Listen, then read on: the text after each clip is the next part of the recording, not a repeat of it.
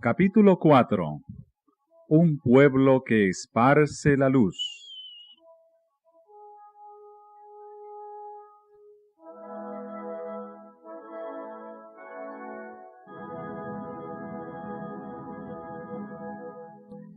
Aunque sumida la tierra en tinieblas durante el largo periodo de la supremacía papal, la luz de la verdad no pudo apagarse por completo.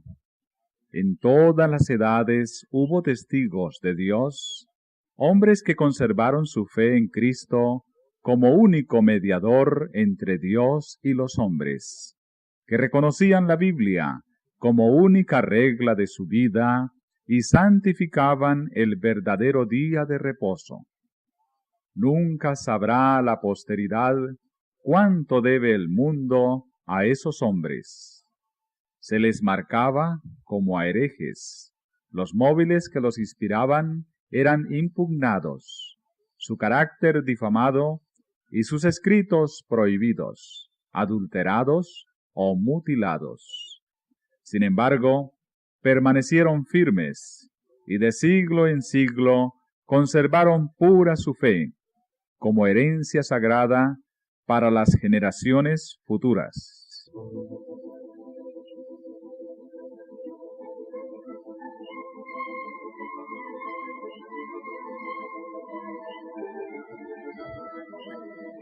La historia del pueblo de Dios durante los siglos de oscuridad que siguieron a la supremacía de Roma está escrita en el cielo, aunque ocupa escaso lugar en las crónicas de la humanidad. Pocas son las huellas que de su existencia pueden encontrarse fuera de las que se encuentran en las acusaciones de sus perseguidores. La política de Roma consistió en hacer desaparecer toda huella de oposición a sus doctrinas y decretos.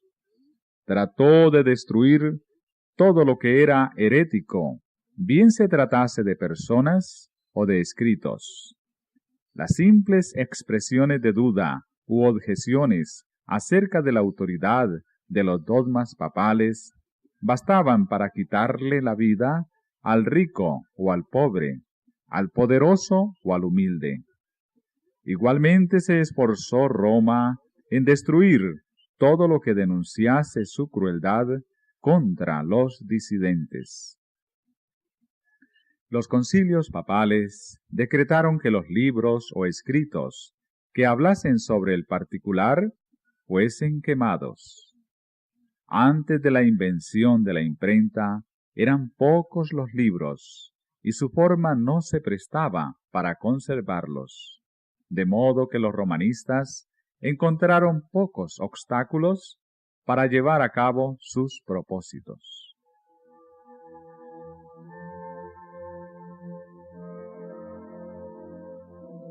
Ninguna iglesia que estuviese dentro de los límites de la jurisdicción romana gozó mucho tiempo en paz de su libertad de conciencia. No bien se hubo hecho dueño del poder el papado, extendió los brazos para aplastar a todo el que rehusara reconocer su gobierno, y una tras otra las iglesias se sometieron a su dominio.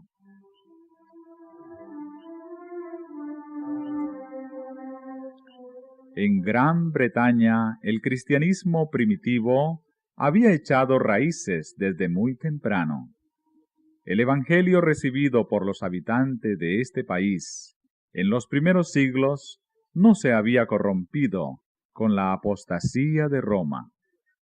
La persecución de los emperadores paganos, que se extendió aún hasta aquellas remotas playas, fue el único don que las primeras iglesias de Gran Bretaña recibieron de Roma. Muchos de los cristianos que huían de la persecución en Inglaterra hallaron refugio en Escocia. De allí la verdad fue llevada a Irlanda, y en todos esos países fue recibida con gozo.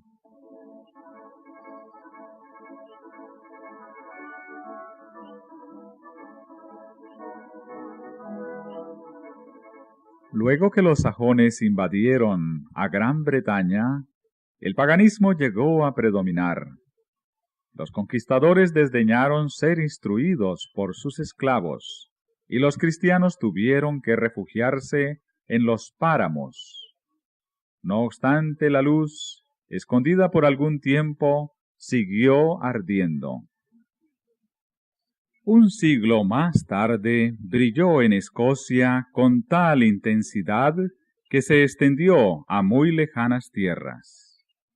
De Irlanda salieron el piadoso Colómbano y sus colaboradores, los que, reuniendo en su derredor a los creyentes esparcidos en la solitaria isla de Iona, establecieron allí el centro de sus trabajos misioneros. Entre estos evangelistas había uno que observaba el sábado bíblico, y así se introdujo esta verdad entre la gente. Se fundó en Iona una escuela de la que fueron enviados misioneros no solo a Escocia e Inglaterra, sino a Alemania, Suiza y aún a Italia.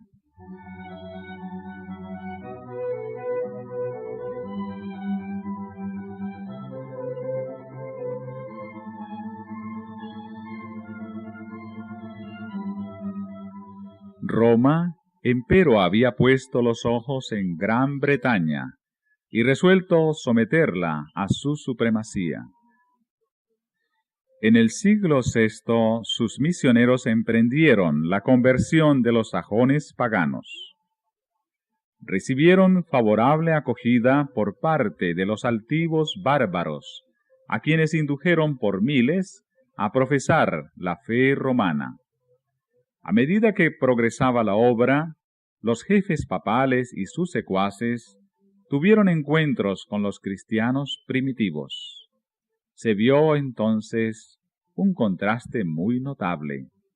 Eran estos cristianos primitivos sencillos y humildes, cuyo carácter y cuyas doctrinas y costumbres se ajustaban a las Escrituras, mientras que los discípulos de Roma ponían de manifiesto la superstición, la arrogancia y la pompa del papado. El emisario de Roma exigió de estas iglesias cristianas que reconociesen la supremacía del soberano pontífice. Los habitantes de Gran Bretaña respondieron humildemente que ellos deseaban amar a todo el mundo, pero que el Papa no tenía derecho de supremacía en la Iglesia y que ellos no podían rendirle más que la sumisión que era debida a cualquier discípulo de Cristo. Varias tentativas se hicieron para conseguir que se sometiesen a Roma, pero estos humildes cristianos, espantados del orgullo que ostentaban los emisarios papales, respondieron con firmeza que ellos no reconocían a otro jefe que a Cristo. Entonces se reveló el verdadero espíritu del papado. El enviado católico romano les dijo: si no recibís a los hermanos que os traen paz, recibiréis a los enemigos que os traerán guerra. Si no os unís con nosotros para mostrar a los sajones el camino de vida, recibiréis de ellos el golpe de muerte. No fueron vanas estas amenazas. La guerra, la intriga y el engaño se emplearon contra estos testigos que sostenían una fe bíblica, hasta que las iglesias de la primitiva Inglaterra fueron destruidas u obligadas a someterse a la autoridad del Papa.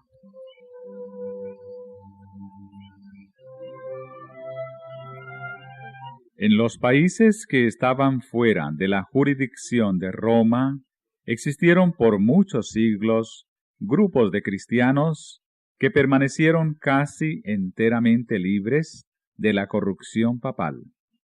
Rodeados por el paganismo, con el transcurso de los años fueron afectados por sus errores. No obstante, siguieron considerando la Biblia como la única regla de fe, y adhiriéndose a muchas de sus verdades. Creían estos cristianos en el carácter perpetuo de la ley de Dios y observaban el sábado del cuarto mandamiento. Hubo en el África Central y entre los armenios de Asia iglesias que mantuvieron esta fe y esta observancia.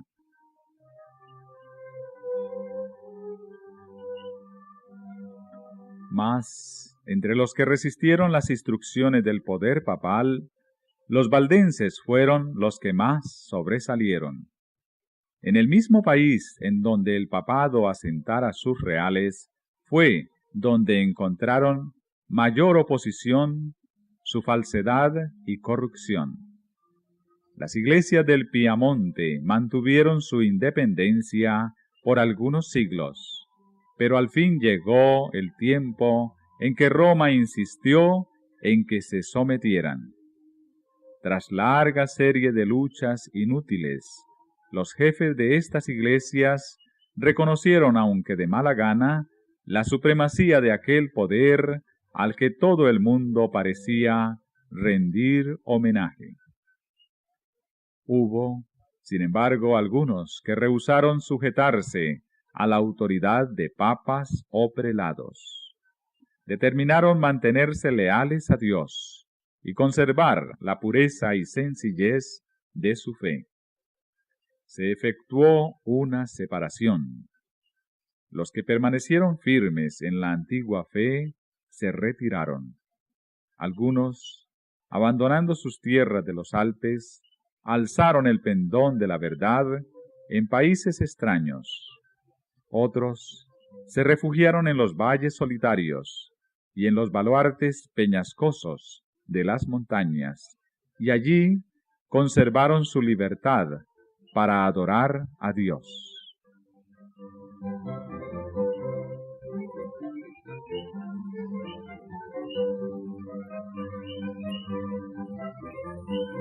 La fe que por muchos siglos sostuvieron y enseñaron los cristianos valdenses contrastaba notablemente con las doctrinas falsas de Roma. De acuerdo con el sistema verdaderamente cristiano, fundaban su creencia religiosa en la palabra de Dios escrita. Pero esos humildes campesinos, en sus oscuros retiros, alejados del mundo y sujetos a penosísimo trabajo diario entre sus rebaños y viñedos, no habían llegado de por sí al conocimiento de la verdad que se oponía a los dogmas y herejías de la Iglesia apóstata. Su fe no era una fe nueva. Su creencia en materia de religión la habían heredado de sus padres. Luchaban en pro de la fe de la Iglesia apostólica, la fe que ha sido una vez dada a los santos. La Iglesia del desierto, y no la soberbia jerarquía que ocupaba el trono de la gran capital, era la verdadera Iglesia de Cristo, la depositaria de los tesoros de verdad que Dios confiara a su pueblo para que los diera al mundo.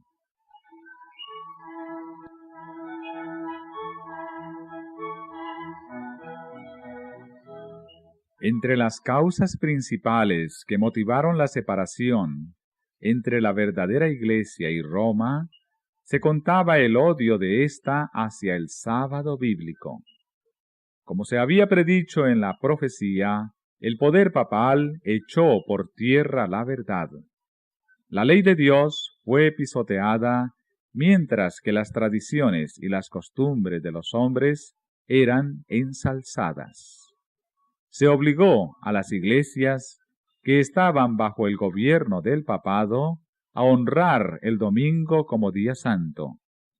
Entre los errores y la superstición que prevalecían, muchos de los verdaderos hijos de Dios se encontraban tan confundidos que a la vez que observaban el sábado, se abstenían de trabajar el domingo. Mas esto no satisfacía a los jefes papales. No sólo exigían que se santificara el domingo, sino que se profanara el sábado. Y acusaban, en los términos más violentos, a los que se atrevían a honrarlo. Solo huyendo del poder de Roma era posible obedecer en paz a la ley de Dios. Los valdenses se contaron entre los primeros de todos los pueblos de Europa que poseyeron una traducción de las Santas Escrituras. Centenares de años antes de la Reforma, tenían ya la Biblia manuscrita en su propio idioma. Tenían pues la verdad sin adulteración, y esto los hizo objeto especial del odio y de la persecución. Declaraban que la Iglesia de Roma era la Babilonia apóstata del Apocalipsis, y con peligro de sus vidas se oponían a su influencia y principios corruptores. Aunque bajo la presión de una larga persecución, algunos sacrificaron su fe e hicieron poco a poco concesiones en sus principios distintivos. Otros se aferraron a la verdad. Durante siglos de oscuridad y apostasía, hubo valdenses que negaron la supremacía de Roma, que rechazaron como idolátrico el culto a las imágenes y que guardaron el verdadero día de reposo. Conservaron su fe en medio de las más violentas y tempestuosas oposiciones. Aunque degollados por la espada de Saboya y quemados en la hoguera romanista, defendieron con firmeza la palabra de Dios y su honor. Tras los elevados baluartes de sus montañas, refugio de los perseguidos y oprimidos en todas las edades, hallaron los valdenses seguro escondite. Allí se mantuvo encendida la luz de la verdad en medio de la oscuridad de la Edad Media. Allí los testigos de la verdad conservaron por 1000 años la antigua fe.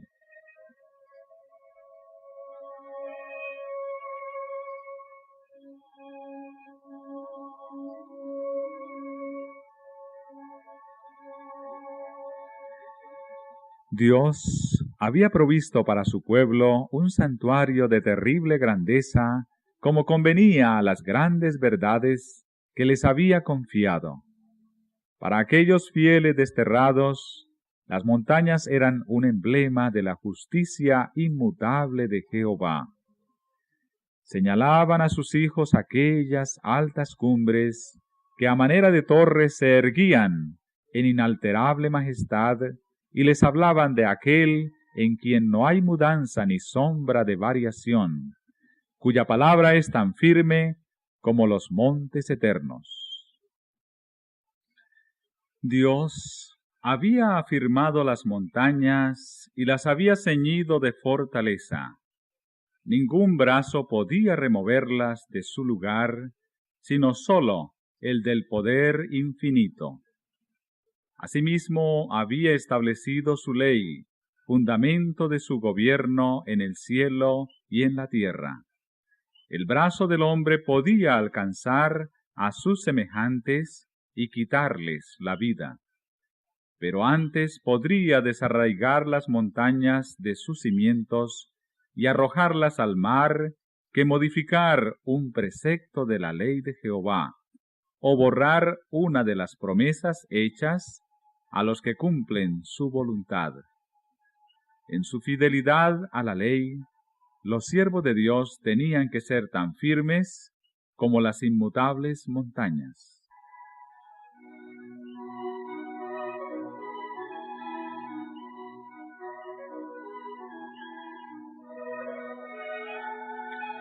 Los montes que circundaban sus hondos valles atestiguaban constantemente el poder creador de Dios y constituían una garantía de la protección que Él les deparaba. Aquellos peregrinos aprendieron a cobrar cariño a esos símbolos mudos de la presencia de Jehová. No se quejaban por las dificultades de su vida, y nunca se sentían solos en medio de la soledad de los montes. daban gracias a Dios por haberles dado un refugio donde librarse de la crueldad y de la ira de los hombres. Se regocijaban de poder adorarle libremente. Muchas veces, cuando eran perseguidos por sus enemigos, sus fortalezas naturales eran su segura defensa. En más de un encumbrado risco cantaron las alabanzas de Dios, y los ejércitos de Roma no podían acallar sus cantos de acción de gracias.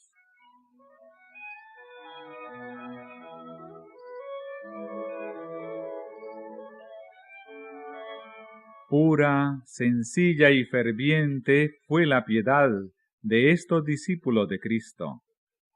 Apreciaban los principios de verdad más que las casas, las tierras, los amigos y parientes, más que la vida misma. Trataban ansiosamente de inculcar estos principios en los corazones de los jóvenes.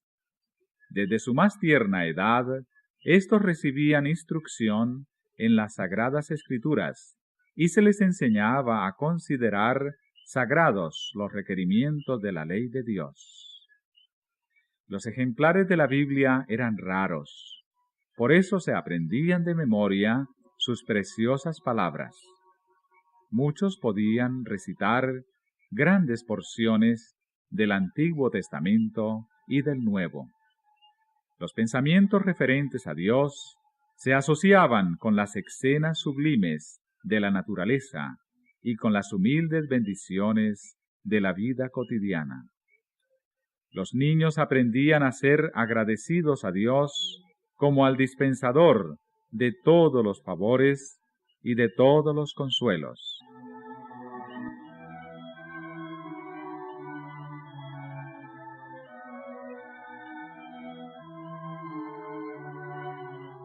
Como padres tiernos y afectuosos, amaban a sus hijos con demasiada inteligencia para acostumbrarlos a la complacencia de los apetitos. Les esperaba una vida de pruebas y privaciones, y tal vez el martirio. Desde niños se les acostumbraba a sufrir penurias, a ser sumisos y, sin embargo, capaces de pensar y obrar por sí mismos. Desde temprano se les enseñaba a llevar responsabilidades, a hablar con prudencia y a apreciar el valor del silencio. Una palabra indiscreta que llegara a oídos del enemigo podía no sólo hacer peligrar la vida del que la profería, sino la de centenares de sus hermanos.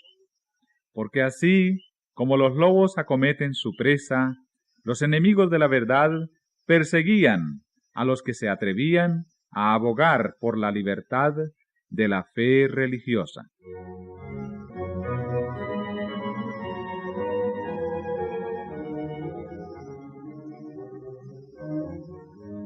Los valdenses habían sacrificado su prosperidad mundana por causa de la verdad y trabajaban con incansable paciencia para conseguirse el pan.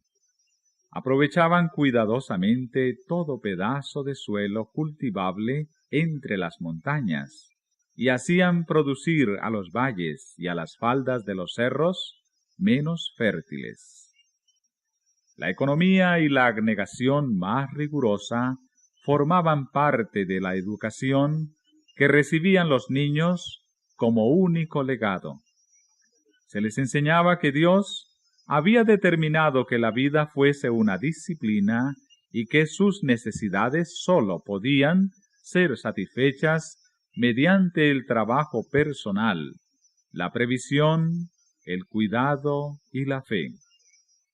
Este procedimiento era laborioso y fatigoso, pero saludable.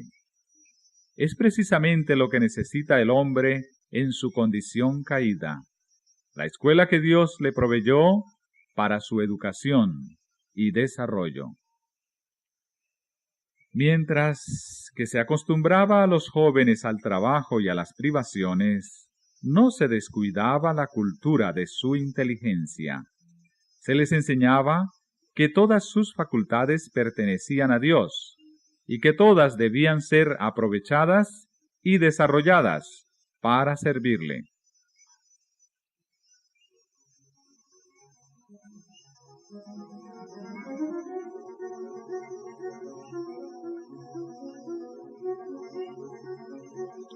En su pureza y sencillez, las iglesias valdenses se asemejaban a la iglesia de los tiempos apostólicos.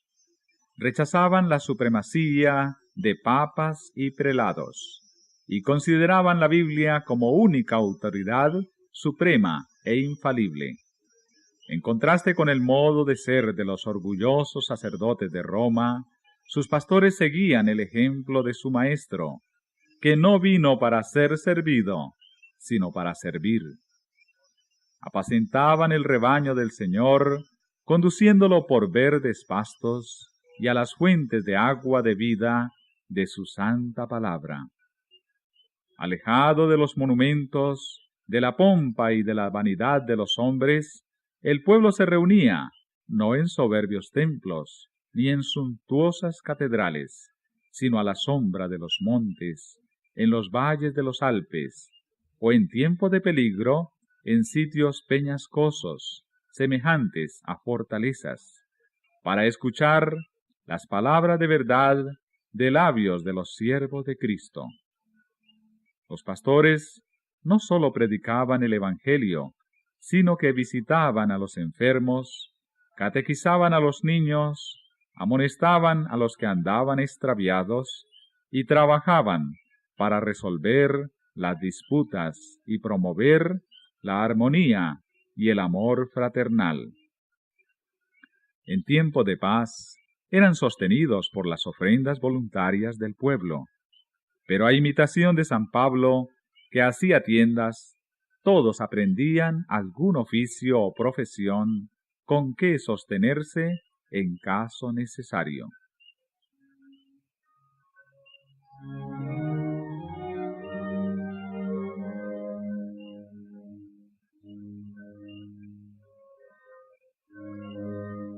Los pastores impartían instrucción a los jóvenes, a la vez que se atendían todos los ramos de la instrucción. La Biblia era para ellos el estudio principal.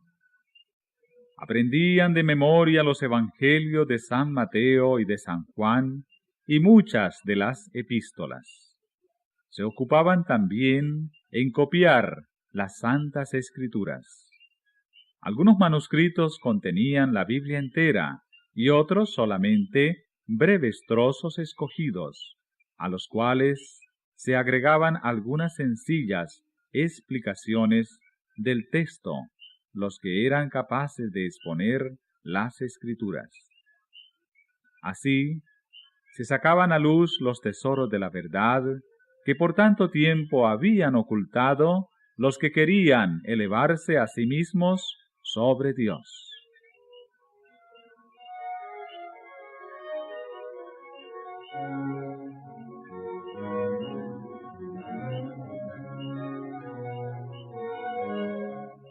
Trabajando con paciencia y tenacidad en profundas y oscuras cavernas de la tierra, alumbrándose con antorchas, copiaban las sagradas escrituras versículo por versículo y capítulo por capítulo. Así proseguía la obra y la palabra revelada de Dios brillaba como oro puro. Pero sólo los que se empeñaban en esa obra podían discernir cuánto más pura, radiante y bella era aquella luz por efecto de las grandes pruebas que sufrían ellos. Ángeles del cielo rodeaban a tan fieles servidores.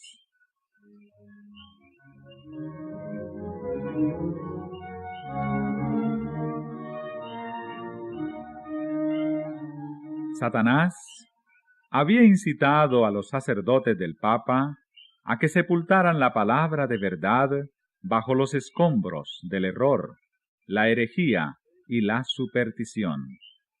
pero ella conservó de un modo maravilloso su pureza a través de todas las edades tenebrosas.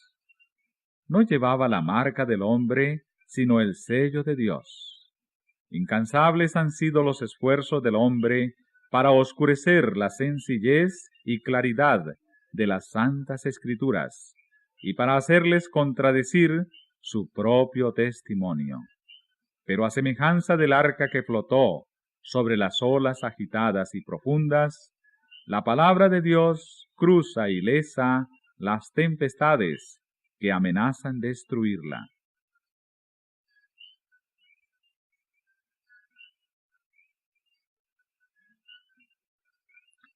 Como las minas tienen ricas vetas de oro y plata ocultas bajo la superficie de la tierra, de manera que todo el que quiere hallar el precioso depósito debe forzosamente cavar para encontrarlo.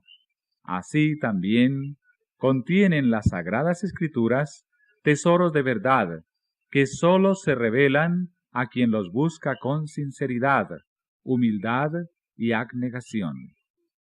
Dios se había propuesto que la Biblia fuese un libro de instrucción para toda la humanidad en la niñez, en la juventud y en la edad adulta, y que fuese estudiada en todo tiempo. Dio su palabra a los hombres como una revelación de sí mismo. Cada verdad que vamos descubriendo es una nueva revelación del carácter de su autor. El estudio de las Sagradas Escrituras es el medio divinamente instituido para poner a los hombres en comunión más estrecha con su Creador y para darles a conocer más claramente su voluntad. Es el medio de comunicación entre Dios y el hombre.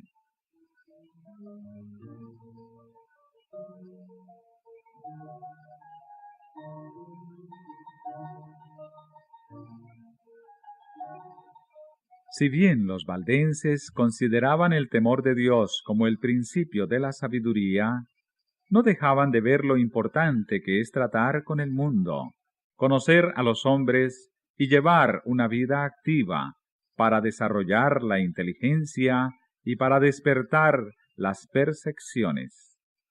De sus escuelas en las montañas enviaban algunos jóvenes a las instituciones de saber de las ciudades de Francia e Italia, donde encontraban un campo más vasto para estudiar, pensar y observar que el que encontraban en los Alpes de su tierra. Los jóvenes así enviados estaban expuestos a las tentaciones, presenciaban de cerca los vicios y tropezaban con los astutos agentes de Satanás, que les insinuaban las herejías más sutiles y los más peligrosos engaños. Pero habían recibido desde la niñez una sólida educación que los preparara convenientemente para hacer frente a todo esto.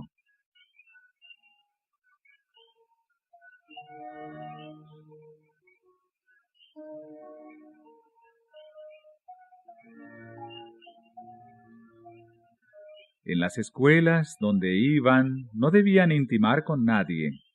Su ropa estaba confeccionada de tal modo que podía muy bien ocultar el mayor de sus tesoros, los preciosos manuscritos de las Sagradas Escrituras. Estos, que eran el fruto de meses y años de trabajo, los llevaban consigo, y siempre que podían hacerlo sin despertar sospecha, ponían cautelosamente alguna porción de la Biblia al alcance de aquellos cuyo corazón parecía dispuesto a recibir la verdad. La juventud valdense era educada con tal objeto desde el regazo de la madre. Comprendía su obra y la desempeñaba con fidelidad. En estas casas de estudios se ganaban conversos a la verdadera fe, y con frecuencia se veía que sus principios compenetraban toda la escuela.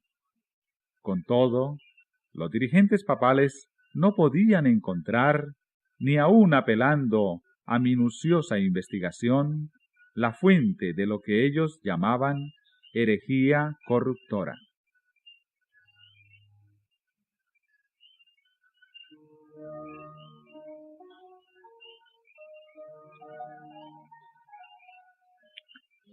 El Espíritu de Cristo es un espíritu misionero. El primer impulso del corazón regenerado es el de traer a otros también al Salvador. Tal era el espíritu de los cristianos valdenses. Comprendían que Dios no requería de ellos tan solo que conservaran la verdad en su pureza en sus propias iglesias, sino que hicieran honor a la solemne responsabilidad de hacer que su luz iluminara a los que estaban en tinieblas. Con el gran poder de la palabra de Dios, procuraban destrozar el yugo que Roma había impuesto. Los ministros valdenses eran educados como misioneros, y a todos los que pensaban dedicarse al ministerio se les exigía primero que adquiriesen experiencia como evangelistas. Todos debían servir 3 años en alguna tierra de misión antes de encargarse de alguna iglesia en la suya. Este servicio, que desde el principio requería abnegación y sacrificio, era una preparación adecuada para la vida que los pastores llevaban en aquellos tiempos de prueba. Los jóvenes que eran ordenados para el sagrado ministerio no veían en perspectiva ni riquezas ni glorias terrenales, sino una vida de trabajo y peligro y quizás el martirio. Los misioneros salían de 2 en 2 como Jesús se lo mandara a sus discípulos. Casi siempre se asociaba a un joven con un hombre de edad madura y de experiencia, que le servía de guía y de compañero, y que se hacía responsable de su educación, exigiéndose del joven que fuera sumiso a la enseñanza. No andaban siempre juntos, pero con frecuencia se reunían para orar y conferenciar, y de este modo se fortalecían uno a otro en la fe.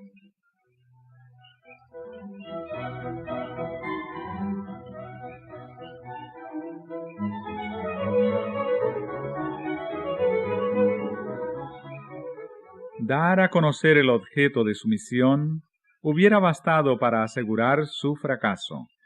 Así que ocultaban cuidadosamente su verdadero carácter. Cada ministro sabía algún oficio o profesión, y los misioneros llevaban a cabo su trabajo ocultándose bajo las apariencias de una vocación secular. Generalmente escogían el oficio de comerciantes o buhoneros. Traficaban en sedas, joyas y en otros artículos que en aquellos tiempos no era fácil conseguir, a no ser en distantes emporios, y se les daba la bienvenida como comerciantes allí donde se les habría despreciado como misioneros. Constantemente elevaban su corazón a Dios, pidiéndole sabiduría para poder exhibir a las gentes un tesoro más precioso que el oro y que las joyas que vendían. Llevaban siempre ocultos ejemplares de la Biblia entera o porciones de ellas, y siempre que se presentaba la oportunidad, llamaban la atención de sus clientes a dichos manuscritos. Con frecuencia, despertaban así el interés por la lectura de la palabra de Dios, y con gusto dejaban algunas porciones de ella a los que deseaban tenerlas.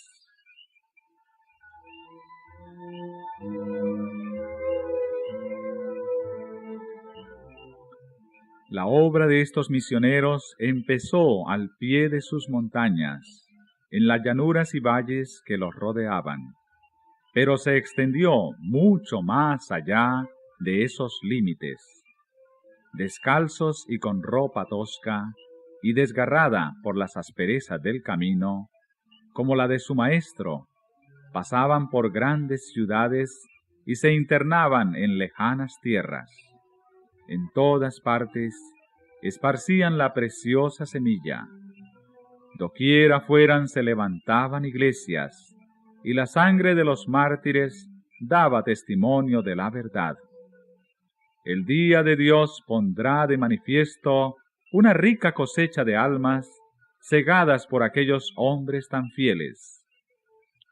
A escondidas y en silencio, la palabra de Dios se abría paso por la cristiandad y encontraba buena acogida en los hogares y en los corazones de los hombres.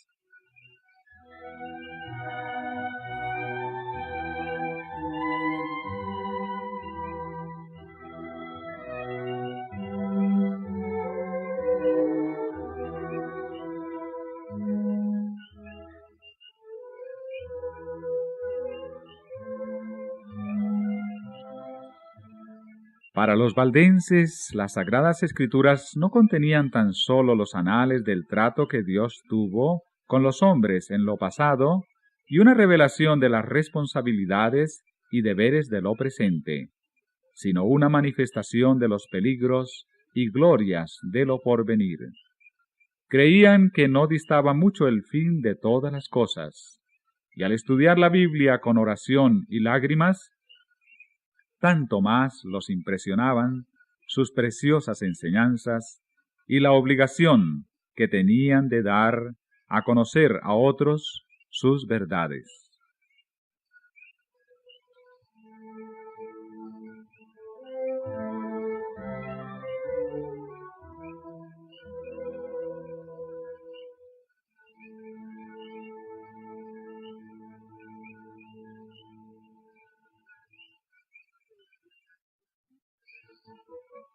Veían claramente revelado en las páginas sagradas el plan de la salvación y hallaban consuelo, esperanza y paz, creyendo en Jesús.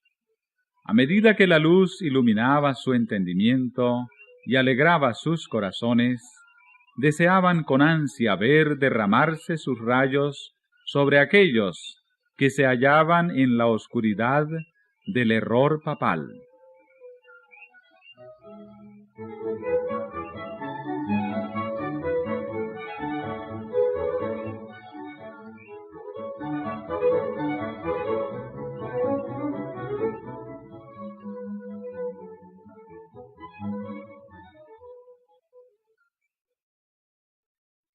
El conflicto de los siglos.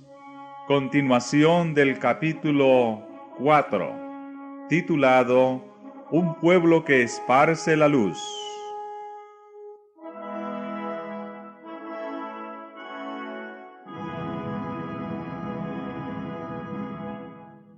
Veían que muchos, guiados por el Papa y los sacerdotes, se esforzaban en vano por obtener el perdón mediante las mortificaciones que imponían a sus cuerpos por el pecado de sus almas. Como se les enseñaba a confiar en sus buenas obras para obtener la salvación, se fijaban siempre en sí mismos, pensando continuamente en lo pecaminoso de su condición, viéndose expuestos a la ira de Dios, afligiendo su cuerpo y su alma sin encontrar alivio.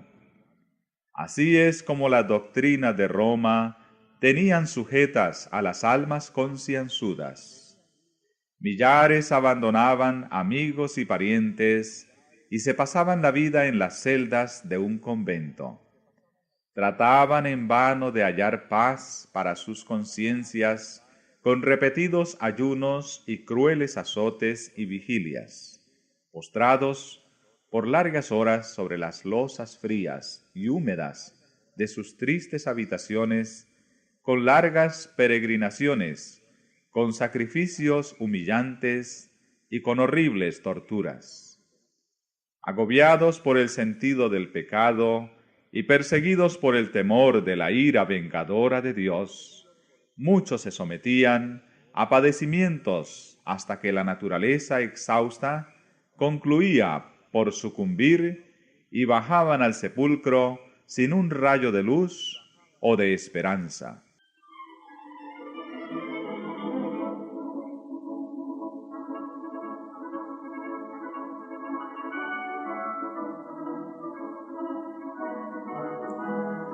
Los valdenses ansiaban compartir el pan de vida con estas almas hambrientas, presentarles los mensajes de paz contenidos en las promesas de Dios y enseñarles a Cristo como su única esperanza de salvación.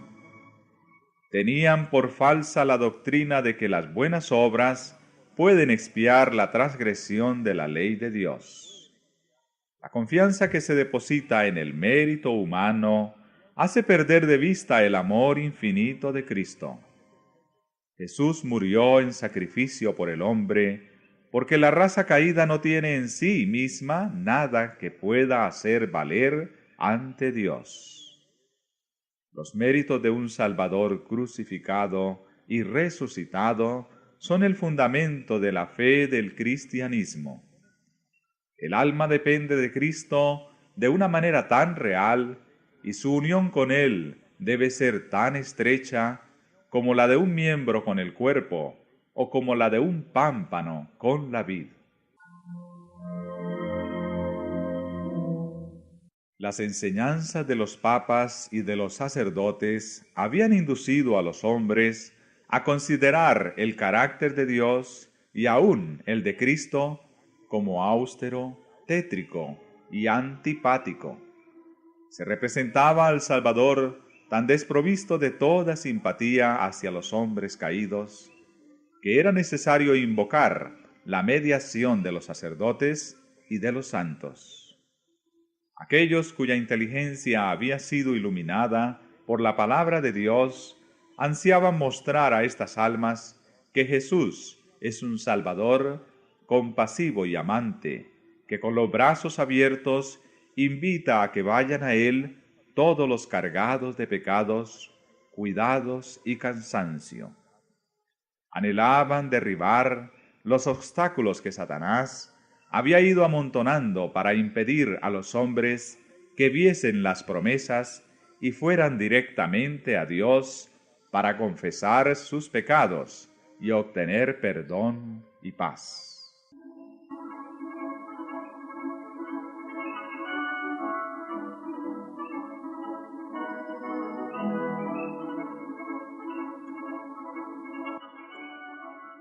Los misioneros valdenses se empeñaban en descubrir a los espíritus investigadores las verdades preciosas del Evangelio y con muchas precauciones les presentaban porciones de las Santas Escrituras, esmeradamente escritas. Su mayor gozo era infundir esperanza a las almas sinceras y agobiadas por el peso del pecado, que no podían ver en Dios más que un juez justiciero y vengativo. Con voz temblorosa y lágrimas en los ojos, y muchas veces hincados de hinojos, presentaban a sus hermanos las preciosas promesas que revelaban la única esperanza del pecador. De este modo, la luz de la verdad penetraba en muchas mentes oscurecidas, disipando las nubes de tristeza hasta que el sol de justicia brillaba en el corazón, impartiendo salud con sus rayos. Frecuentemente leían una y otra vez alguna parte de las Sagradas Escrituras a petición del que escuchaba, que quería asegurarse de que había oído bien. Lo que se deseaba en forma especial era la repetición de estas palabras: la sangre de Jesucristo, su Hijo, nos limpia de todo pecado. Como Moisés levantó la serpiente en el desierto, así es necesario que el Hijo del Hombre sea levantado, para que todo aquel que en él creyere no se pierda, sino que tenga vida eterna.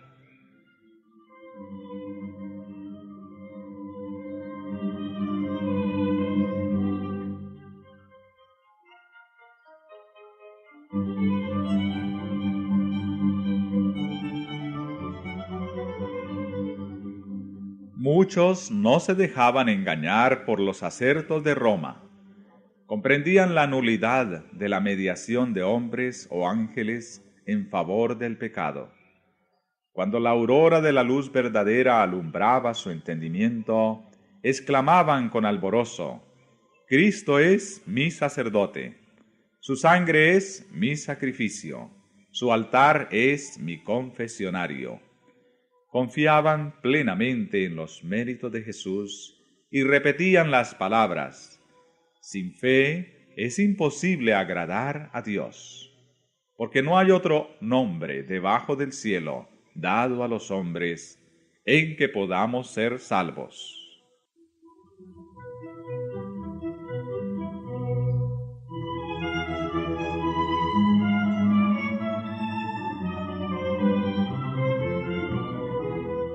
La seguridad del amor del Salvador era cosa que muchas de estas pobres almas agitadas por los vientos de la tempestad no podían concebir. Tan grande era el alivio que les traía, tan inmensa la profusión de luz que sobre ellos derramaba, que se creían arrebatados al cielo. Con plena confianza ponían su mano en la de Cristo. Sus pies se asentaban sobre la roca de los siglos. Perdían todo temor a la muerte. Ya podían ambicionar la cárcel y la hoguera, si por su medio podían honrar el nombre de su Redentor.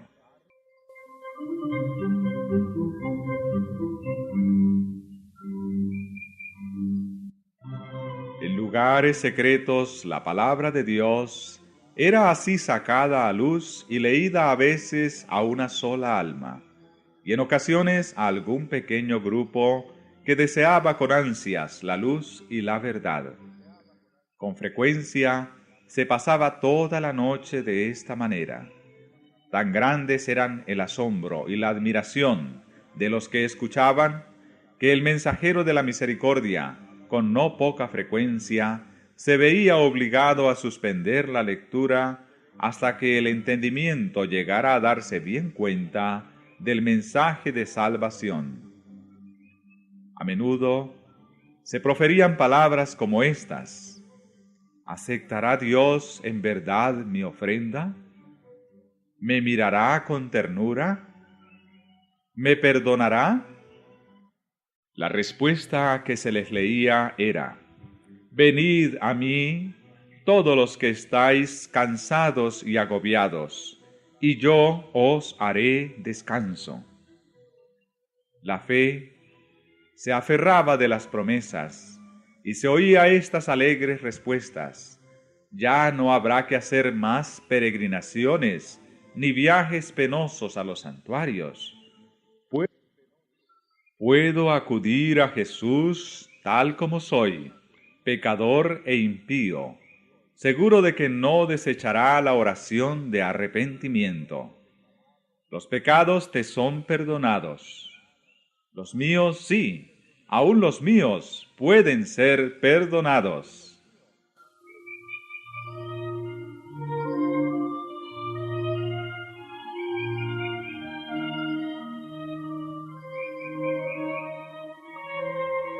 Un raudal de santo gozo llenaba el corazón, y el nombre de Jesús era ensalzado con alabanza y acción de gracias. Esas almas felices volvían a sus hogares a derramar luz para contar a otros lo mejor que podían, lo que habían experimentado y cómo habían encontrado el verdadero camino. Había un poder extraño y solemne en las palabras de la Santa Escritura, que hablaba directamente al corazón de aquellos que anhelaban la verdad. Era la voz de Dios que llevaba el convencimiento a los que oían.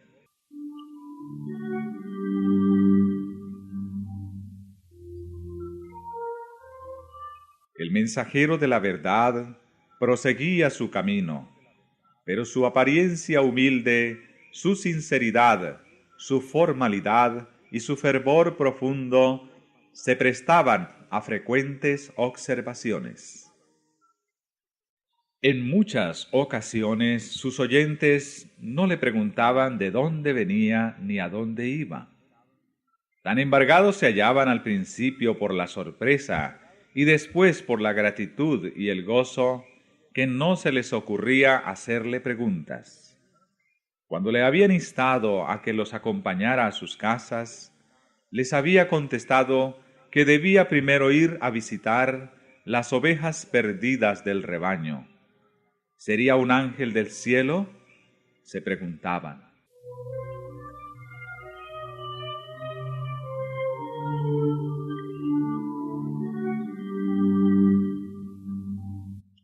En muchas ocasiones no se volvía a ver al mensajero de la verdad. Se había marchado a otras tierras, o su vida se consumía en algún calabozo desconocido, o quizás sus huesos blanqueaban en el sitio mismo donde había muerto dando testimonio por la verdad. Pero las palabras que había pronunciado no podían desvanecerse.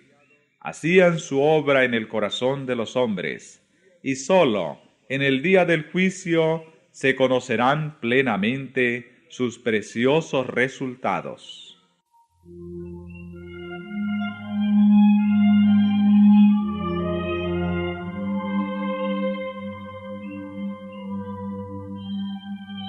Los misioneros valdenses invadían el reino de Satanás, y los poderes de las tinieblas se sintieron incitados a mayor vigilancia. Cada esfuerzo que se hacía para que la verdad avanzara era observado por el príncipe del mal, y éste atizaba los temores de sus agentes. Los caudillos papales veían peligrar su causa debido a los trabajos de estos humildes viandantes. Si permitían que la luz de la verdad brillara sin impedimento, disiparía las densas nieblas del error que envolvían a la gente, guiaría a los espíritus de los hombres hacia Dios solo y destruiría al fin la supremacía de Roma.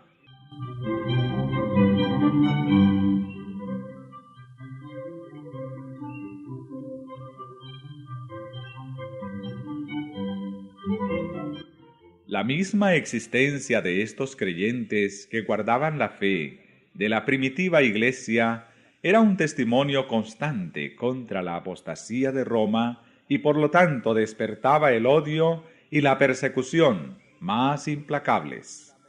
Era además una ofensa que Roma no podía tolerar el que se negase a entregar las sagradas escrituras. Determinó raerlos de la superficie de la tierra. Entonces empezaron las más terribles cruzadas contra el pueblo de Dios en sus hogares de las montañas. Lanzáronse inquisidores sobre sus huellas, y la escena del inocente Abel cayendo ante el asesino Caín repitióse con frecuencia.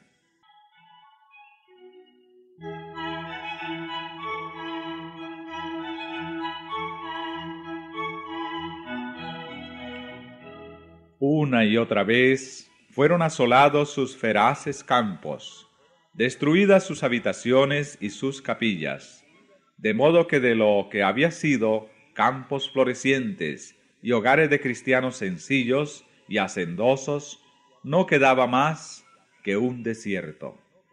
Como la fiera que se enfurece más y más al probar la sangre, así se enardecía la saña de los siervos del Papa con los sufrimientos de sus víctimas.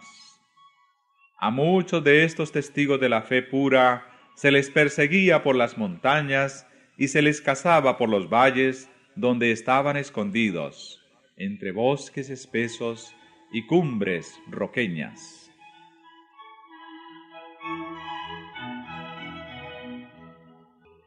Ningún cargo se le podía hacer al carácter moral de esta gente proscrita.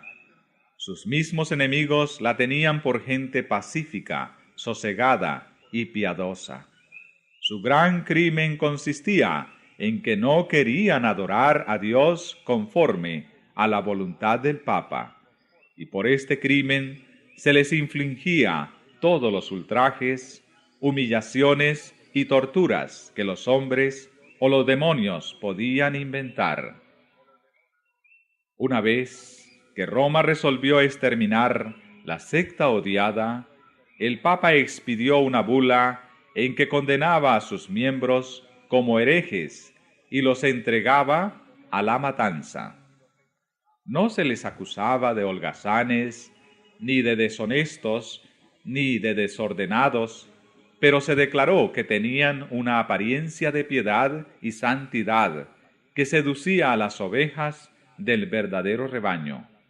Por lo tanto, el Papa ordenó que si la maligna y abominable secta de malvados rehusaba adjurar, fuese aplastada como serpiente venenosa. ¿Esperaba este altivo potentado tener que hacer frente otra vez a estas palabras? ¿Sabría que se hallaban archivadas en los libros del cielo para confundirle en el día del juicio? En cuanto lo hicisteis a uno de los más pequeños de estos mis hermanos, dijo Jesús, a mí lo hicisteis.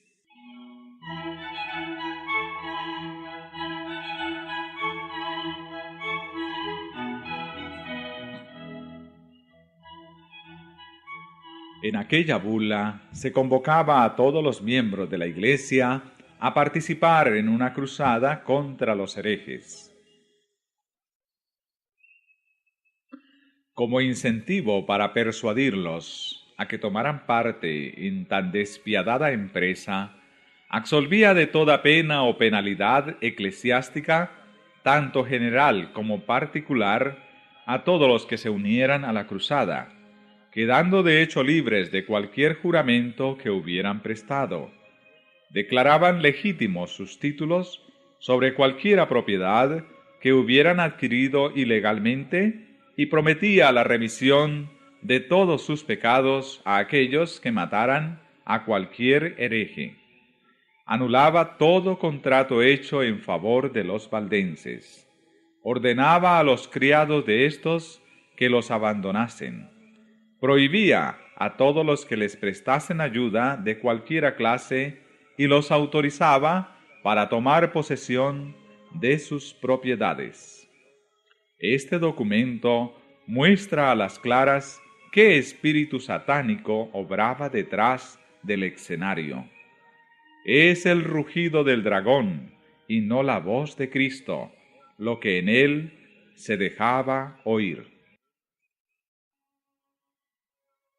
Los jefes papales no quisieron conformar su carácter con el gran modelo dado en la ley de Dios, sino que levantaron modelo a su gusto y determinaron obligar a todos a ajustarse a éste, porque así lo había dispuesto Roma. Se perpetraron las más horribles tragedias. Los sacerdotes y papas corrompidos y blasfemos hacían la obra que Satanás les señalara. No había cabida para la misericordia en su corazón. El mismo espíritu que crucificara a Cristo y que matara a los apóstoles, el mismo que impulsara al sanguinario Nerón contra los fieles de su tiempo, estaba empeñado en exterminar a aquellos que eran amados de Dios. Las persecuciones que por muchos siglos cayeron sobre esta gente temerosa de Dios fueron soportadas por ella con una paciencia y constancia que honraban a su Redentor. No obstante las cruzadas lanzadas contra ellos y la inhumana matanza a que fueron entregados, siguieron enviando a sus misioneros a diseminar la preciosa verdad. Se los buscaba para darles muerte, y con todo, su sangre regó la semilla sembrada que no dejó de dar fruto. De esta manera, fueron los valdenses testigos de Dios siglos antes del nacimiento de Lutero. Esparcidos por muchas tierras, arrojaron la semilla de la Reforma que brotó en tiempos de Wycliffe, se desarrolló y echó raíces en días de Lutero. para seguir creciendo hasta el fin de los tiempos, mediante el esfuerzo de todos cuantos estén listos para sufrirlo todo, a causa de la palabra de Dios y del testimonio de Jesús.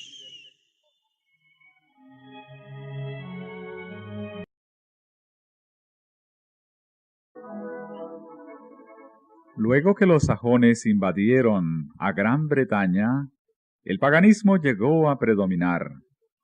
Los conquistadores desdeñaron ser instruidos por sus esclavos, y los cristianos tuvieron que refugiarse en los páramos. No obstante, la luz, escondida por algún tiempo, siguió ardiendo. Un siglo más tarde brilló en Escocia con tal intensidad que se extendió a muy lejanas tierras. De Irlanda salieron el piadoso Colómbano y sus colaboradores, los que, reuniendo en su derredor a los creyentes esparcidos en la solitaria isla de Iona, establecieron allí el centro de sus trabajos misioneros. Entre estos evangelistas había uno que observaba el sábado bíblico, y así se introdujo esta verdad entre la gente. Se fundó en Iona una escuela de la que fueron enviados misioneros no solo a Escocia e Inglaterra, sino a Alemania.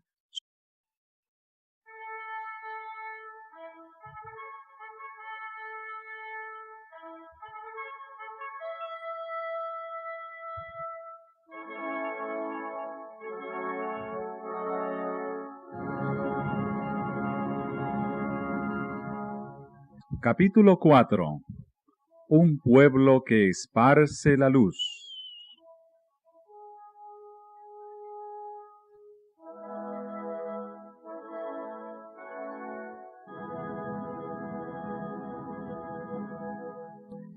Aunque sumida la tierra en tinieblas durante el largo periodo de la supremacía papal, la luz de la verdad no pudo apagarse por completo. En todas las edades hubo testigos de Dios, hombres que conservaron su fe en Cristo como único mediador entre Dios y los hombres, que reconocían la Biblia como única regla de su vida y santificaban el verdadero día de reposo. Nunca sabrá la posteridad cuánto debe el mundo a esos hombres. Se les marcaba todo lo que era herético, bien se tratase de personas o de escritos. Las simples expresiones de duda u objeciones acerca de la autoridad de los dogmas papales bastaban para quitarle la vida al rico o al pobre, al poderoso o al humilde. Igualmente se esforzó Roma en destruir todo lo que denunciase su crueldad contra los disidentes. Los concilios papales decretaron que los libros o escritos que hablasen sobre el particular fuesen quemados. Antes de la invención de la imprenta, eran pocos los libros, y su forma no se prestaba para conservarlos, de modo que los romanistas encontraron pocos obstáculos para llevar a cabo sus propósitos.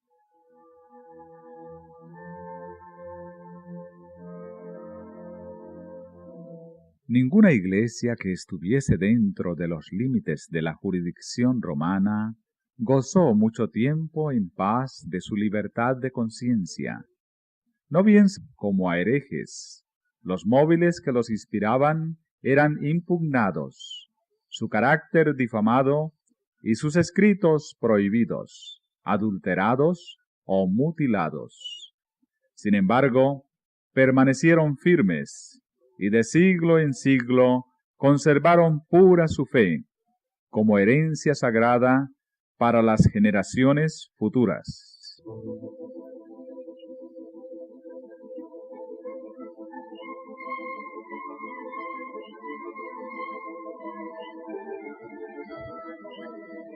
La historia del pueblo de Dios durante los siglos de oscuridad que siguieron a la supremacía de Roma está escrita en el cielo, aunque ocupa escaso lugar en las crónicas de la humanidad. Pocas son las huellas que de su existencia pueden encontrarse fuera de las que se encuentran en las acusaciones de sus perseguidores.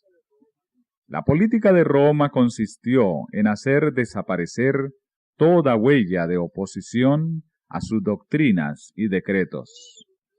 Trató de destruir, hubo hecho dueño del poder el papado, extendió los brazos para aplastar a todo el que rehusara reconocer su gobierno, y una tras otra las iglesias se sometieron a su dominio.